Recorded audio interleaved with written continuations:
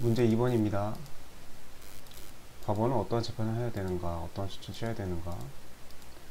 피고인 갑은 상습으로 9월 달에 이렇게 했대요. 11월 달에 또 이렇게 했답니다. 그래서 공소 제기가 되었죠. 1번, 2번. 자, 심리 중인데 10월 5일 날 이렇게 해서 유죄 확정 판결을 받았대요. 자, 검사는 12월 25일 날 또 밝혀내고 9월 달, 11월 달, 12월 달 이렇게 세 개 범죄를 했는데 9월과 10월 사이에 9월과 11월과 사이에 이렇게 해서 유죄 확정 판결이 있었고요. 12월 달 범죄를 추가 기소해서 같은 법원에 병합되었답니다. 어떠한 재판을 해야 되는가? 1번. 자, 이거는 유죄 확정 판결이 된 시점 이전의 범죄죠. 10월달 이전의 범죄이기 때문에 1번은 이거는 이 유죄 확정 판결에 기판력이 미치기 때문에 이거는 면소 판결을 해야 되죠. 이중 기소, 이중 재판 금지되니까 이미 유죄 확정 판결을 받은 사실과 동일한 범죄 사실에 대해서 다시 처벌할 수 없죠. 그래서 1번은 면소를 해야 되고요.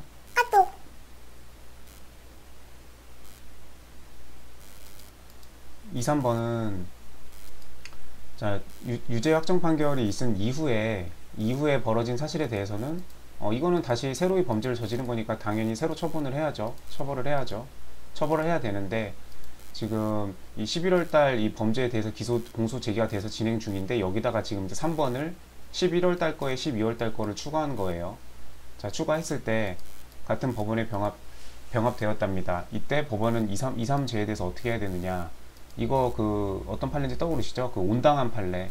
원래는 여기 앞에 기소된 거를 이 뒤에 기소된 내용까지 포함을 해가지고 이거를 상습범으로 공소장을 변경을 하고 그 다음 뒤에 기소된 이거는 여기 앞에다가 상습범으로 같이 추가를 했으니까 이 3번은 공소 취소를 하는 게 온당한 처리인데 근데 사실상 같은 법원에 병합되어 있다면 이거 두 개에 대해서 같이 이제 심리를 해서 뭐 상습범이면 상습범으로 이렇게 이제 심리를 하면 되니까 사실상 공소장 변경이 이루어진 거나 다름없다.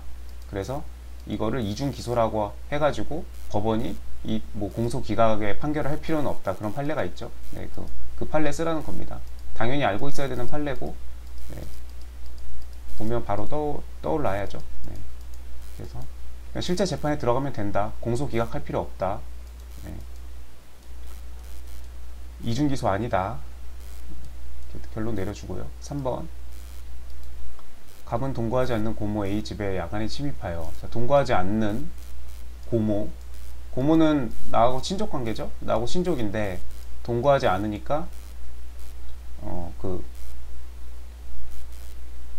고소가 있어야 처벌할 수 있는 친고죄에 해당하게 되죠.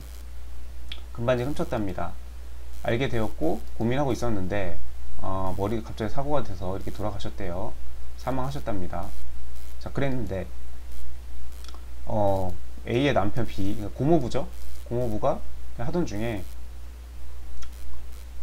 범행 사실을 알게 되었대요. 갑의 범행 사실을 알게 되었답니다. 이때부터 고소기간 진행하죠. 6개월. 아내의 뜻에 따라 뭐 용서를 해주겠다는 내용의 일기가 아니라 이거 고소해서 사람 만들어줘야겠다라고 했었죠. 뜻에 따라서 이제 이거가 나온 거는 그 피해자의 명시한 의사에 반해서 고소를 할 수가 없기 때문에 그거에 대한 얘기 쓰라고 준 거고요. 고소를 했습니다. 자, B의 고소는 적법한가요? 적법하죠. 네. 뭐 7개월이 경과했지만 이거는 이제 돌아가신 분이고 이 피해자의 배우자 이 고모부도 고소권이 있죠. 고소권이 있고 본인의 고소권과는 별도의 고소권이기 때문에 본인의 고소권이 뭐 예를 들면 이게 7개월이 경과해서 설령 이게 고소기간이 도과했다고 하더라도 이 고모부가 고소를 하는 데 있어서는 지장이 없습니다. 그렇기 때문에 고모부의 고소는 적법하고요. 이 사건을 수사한 결과 검사는 갑을 주거침입죄로 공소를 제기했대요. 야주절로 고소를 했는데 야간 빼먹고 절도 사실도 빼먹고 주거침입죄로만 공소를 제기했답니다. 검사의 공소 제기는 적법한가? 결론부터 말하자면 적법하죠. 그 공소 제기 기소는 이거는 검사의 고유 권한이죠. 그리고 기소 재량, 기소 편의주의가 형사소송법 246조, 247조 거기에 이렇게 나란히 되어 있죠. 그래서 그 조문 써주고 이거는 공소 제기는 검사의 고유 권한이고 또 판례에 따르면은 이런 이제 고소가 이렇게 들어왔더라도 이제 이 각각의 다 혐의에 대해서 야간, 주거침입, 절도에 대해서 다 이제 증거 자료를 갖추고 이렇게 해가지고 검사가 판단했을 때 이렇게 뭐 이렇게 그 이제 법원에서 인정받을 수 있는 한도 내에서 이렇게 검사가 재량으로 판단해서 이렇게 할 수 있습니다. 그래서 이거 자체가 그 고소권자가 고소를 한 그 혐의 사실로 반드시 검사가 공소를 제기해야 되는 건 아니에요. 그냥 뭐 그걸 알고 있는지 물어보는 문제였고요. 적법하고요. 법원이 심리 중에 검사에게 야간 주거침입 절도죄로 공소장을 변경할 것을 요구했으나 검사님이 불응하였다. 법원이 취할 수 있는 조치는 강제할 방법은 없죠. 예. 공소장 변경을 요청하는 것도 법원의 재량이고 법원이 반드시 공소장 변경을 요구하지 않았다고 해서 법원한테 위법이 있는 것도 아니고요. 그리고 법원이 이렇게 요구를 했을 때 검사가 반드시 따라야 되는 것도 아닙니다. 이건 학설의 대립이 있어요. 학설의 대립이 있는데 그냥 검사한테 강제할 수는 없고 그냥 그 법원은 검사가 공소한 사실에 대해서만 불고불리의 원칙, 실제 재판을 할 수 있기 때문에 그거에 대해서 그냥 판단할 수밖에 없습니다. 그런 내용 적어주면 되고요. 시간이 조금 남아서 판례 간단하게 보고 넘어갈게요. 모텔 판례 2021년도 판례였고요. 올해 법원 행시에 나왔었죠. 압수수색 증거 능력 엄청 이게 지금 판례 요지 판례 이거 판시 사항만 해도 엄청나게 많죠. 네, 이거 다 공부해야 되는 내용이고 각각의 필요한 내용들 이렇게 해서 적어주면 됩니다. 제3자가 임의로 제출했던 사안이었죠.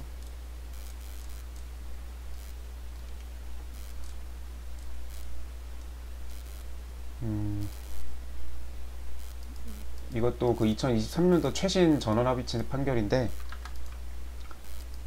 그 입학 사정관 해가지고 이 하드디스크를 이거 다른 사람한테 지시해서 이렇게 은닉했던 사안. 그래서 여기도 똑같이 증거 은닉 혐의를 이렇게 하니까 이미 제출했고 뭐 그 판례입니다. 당연히 알고 있을 거고 전원합의체 판결인데다가 최신 판례여서 당연히 알고 있었던 판례죠. 이 판례가 나온 건 아니지만 같은 형식이죠. 2023년도 12월 판례 뭐 피의자의 소유에 관한 정보 제작 매체란 이렇게 해서 뭐 민사상의 기속으로 따질 게 아니라 압수수색 당시를 기준으로 해서 어쩌고저쩌고 이게 다 답안에 발라줘야 되는 중요한 판례입니다. 이번 시험 아니더라도 앞으로 차후 2차 시험에서 계속 다 출제 가능성 있는 다 엄청 중요 판례들이에요. 2024년 6월 1일 판례도 엄청나게 많죠. 범죄 혐의 사실과 관련돼야 되고 이런 것들 이런 중요한 멘트들 다 그대로 답안에다 다 옮겨줘야 되는 압수수색 증거 능력 무조건 출제 1순위입니다. 형사소송법. 이렇게 해서 그 다음 이문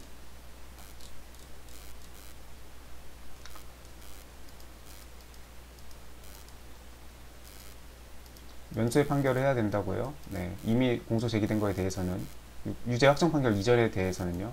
약식 명령을 한 경우에는 약식 명령 발령 시점을 기준으로 하고요.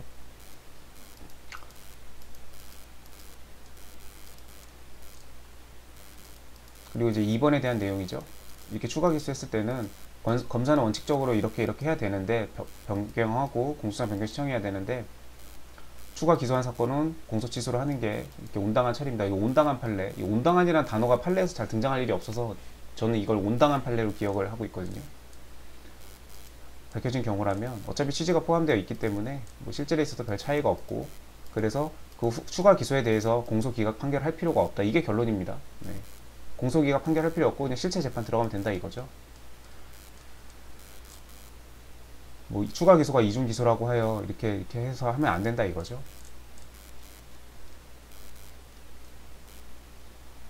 네, 3번은 뭐 판례를 뭐 가져올 게 없어서 이것도 다 판례가 있긴 한데 다 있는 건 아니고 그래서 이거는 좀 그냥 상식적인 거 좀 물어보는 거였네요. 형사소송 절차에 대한 거.